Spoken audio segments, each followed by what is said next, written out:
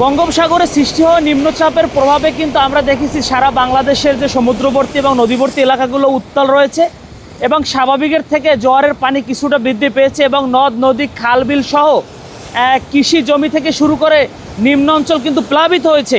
ঠিক তারই ধারাবাহিকতায় পটুয়াখালী জেলার সাগরকন্যা কুয়াকাটার যে বঙ্গোপসাগর, সেই বঙ্গোপসাগরেও কিন্তু স্বাভাবিকের থেকে 4 থেকে 5 ফুট পানির উচ্চতা বৃদ্ধি পেয়েছে। আমরা দেখেছি জোয়ারের সময় কিন্তু স্বাভাবিকের থেকে পানি কিছুটা বৃদ্ধি পায়। এর বাইরেও কিন্তু গত 5 দিন ধরে টানা যে আবহাওয়া খারাপ রয়েছে, আবহাওয়া অফিসের দেয়া যে সর্বশেষ বুলেটিন, সেখানেও কিন্তু বলা হয়েছে যে 3 নম্বর যে সংকেত তারা দেখিয়ে গিয়েছে সেটি কিন্তু বহাল রেখেছে।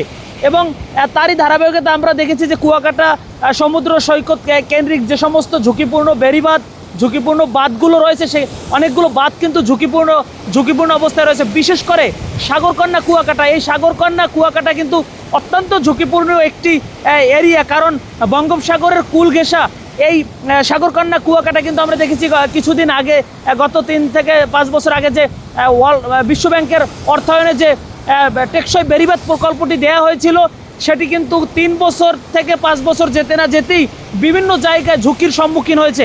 ভিটামিন ই ও সি সিরাম 8টি প্রাকৃতিক অয়েল সমৃদ্ধ লিলি সিরাম অয়েল, যা চুল পড়া কমায় মাত্র 30 দিনে।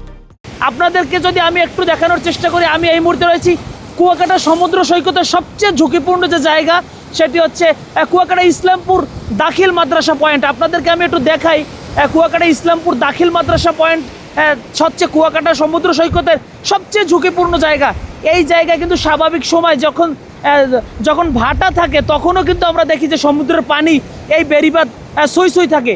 আপনাদেরকে যদি একটু ক্যামেরার চোখে দেখানোর চেষ্টা করি, যে আপনারা দেখছেন যে বিশ্বব্যাংকের অর্থায়নে যে কাজটি কুয়াকাটা টেকসই বেড়িবাঁধ উন্নয়ন প্রকল্প নামে করা হয়েছিল, সেই টেকসই বেড়িবাঁধের 5 বছর যেতে না যেতে কি দুরবস্থা আপনারা দেখতে পাচ্ছেন। একদম কুয়াকাটা সৈকতের সবচেয়ে ঝুঁকিপূর্ণ যে জায়গাটি কুয়াকাটা ইসলামপুর দাখিল মাদ্রাসা পয়েন্ট, যেটিকে স্থানীয়ভাবে ব্লক পয়েন্ট বলা হয়, এখান থেকে সমুদ্র খুব কাছে হয়। কুয়াকাটা আগত দর্শনার্থীরা কিন্তু এখানে এসে সমুদ্র উপভোগ করে, আমরা সব সময় দেখে থাকি। কিন্তু বৈরী আবহাওয়ার প্রভাব যখন শুরু হয়, স্বাভাবিকের থেকে যখন 3 থেকে 5 ফুট পানির উচ্চতা বৃদ্ধি পায়, তখন কিন্তু এই জায়গাটি সবচেয়ে বেশি হুমকির মধ্যে পড়ে। এবং এখানে রয়েছে কুয়াকাটার অন্যতম একটি বিলাসবহুল হোটেল প্রেসিডেন্ট পার্ক। এখান থেকে প্রত্যেকটি রুম থেকে কিন্তু কুয়াকাটায় আগত পর্যটকরা সমুদ্র সৈকত উপভোগ করতে পারেন। কিন্তু সেই জায়গাটি সবচেয়ে হুমকির মধ্যে পড়েছেন। যদিও এই ঘটনাটি আজকের না, গত 1 মাস থেকে কিন্তু এখানে এই যে ব্লকগুলো দেখতে পাচ্ছেন, এই ব্লকগুলো কিন্তু দেবে যাচ্ছে আস্তে আস্তে করে। প্রথম যেদিন আমরা দেখেছি যে ব্লকগুলো দেবে যাচ্ছিল, তার থেকে কিন্তু গত 1 মাসে অনেকখানি বেশি দেবে গেছে। যদিও একাধিক গণমাধ্যমে নিউজ আসলে স্থানীয় প্রশাসন, রাজনৈতিক ব্যক্তিবর্গরা এ নিয়ে কথা বললেও কিন্তু পানি উন্নয়ন বোর্ডের কোনো টনক নড়েনি। এখন এইভাবে যদি চলতে থাকে, হয়তো দেখা গেছে এই বর্ষা মৌসুম এই বেড়িবাঁধের অবস্থা কি হবে সেটা আসলে কেউ বুঝতে পারছে না। তবে পানি উন্নয়ন বোর্ড এখন পর্যন্ত গত 1 মাসে কোনো ধরনের কোনো পদক্ষেপ নেয়নি।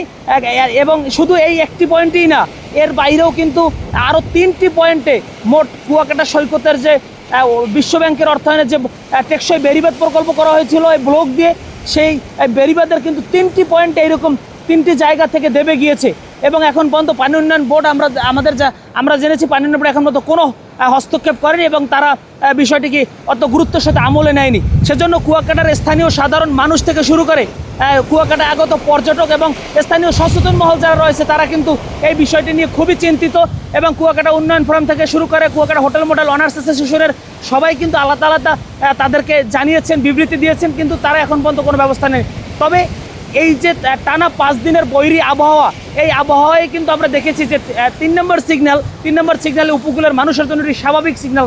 তো এই 3 নম্বর সিগন্যালের যে পরিবেশ বা পরিস্থিতি হয়েছে, তাতেই কিন্তু কুয়াকাটার সাধারণ মানুষ অথবা কুয়াকাটায় আগত পর্যটকরা এবং পর্যটন সংশ্লিষ্ট ব্যবসায়ীরা সবাই কিন্তু আতঙ্কিত। এই বেড়িবাঁধই একমাত্র বেড়িবাঁধ, এই বাঁধ যদি ছুটে যায় তাহলে কুয়াকাটা বিলীন হয়ে যাবে। সেই জন্য সাধারণ মানুষ এবং কুয়াকাটা আগত পর্যটক সবারই একটাই দাবি, যেন পানি উন্নয়ন বোর্ড এবং সরকার এই কুয়াকাটার উন্নয়নের স্বার্থে বা কুয়াকাটাকে টিকিয়ে রাখার স্বার্থে যেন এই বেড়িবাঁধকে একটি স্থায়ীভাবে একটি টেকসই বেড়িবাঁধ রূপান্তরিত করে। এই ঝুঁকিতে কিন্তু কুয়াকাটা সমুদ্র সৈকত সহ আশপাশের পুরো উপজেলার মানুষ কিন্তু ঝুঁকিতে রয়েছে। এর বাইরেও কুয়াকাটার বাইরেও উপজেলার বিভিন্ন জায়গায় কিন্তু একদম খুবই ঝুঁকিপূর্ণ কিছু বেড়িবাঁধ রয়েছে, যেখান থেকে স্বাভাবিকের থেকে 4 থেকে 5 ফুট পানি হলেই কিন্তু জোয়ারে প্লাবিত হয়ে যায়। পুরো পটুয়াখালী জেলার সকল নিম্ন অঞ্চলগুলো কিন্তু বর্তমানে প্লাবিত রয়েছে টানা বর্ষণের কারণে। এই মুহূর্তেও কিন্তু ঘুরি ঘুরি বৃষ্টি হচ্ছে, ঠিক এখন থেকে 20 মিনিট আগেও কিন্তু এখানে ঝুম বৃষ্টি হয়েছে, এবং এত পরিমাণ বৃষ্টি হচ্ছে গত 5 দিনে যে আজকে আবহাওয়া সর্বশেষ তথ্যে তারা বলেছেন গত 24 ঘন্টায় 82.8 মিলিমিটার বৃষ্টি কিন্তু পটুয়াখালী জেলা আবহাওয়া অফিস রেকর্ড করেছেন। তো এই ছিল আমার কাছে কুয়াকাটা সমুদ্র সৈকত থেকে সবচেয়ে ঝুঁকিপূর্ণ পয়েন্টের সর্বশেষ তথ্য। S M Almas, Dhaka post, Kuakata.